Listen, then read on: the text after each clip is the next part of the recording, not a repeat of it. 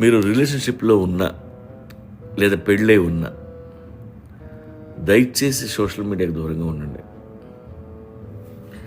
నీ మొగుడే నీకు ప్రపంచం అనుకున్నప్పుడు మిగతా ప్రపంచం నీకెందుకు?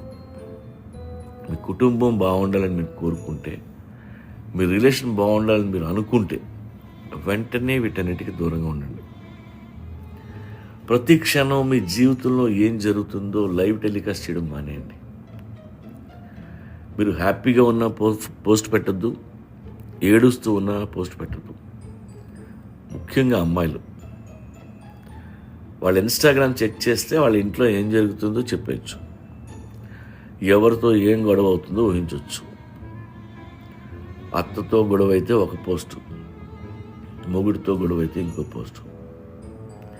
అది చూసి ఇంకొకటి వెంటనే ఫోన్ చేస్తుంది, ఎందుకో తెలియదక్క నువ్వు కళ్ళకు వచ్చావు,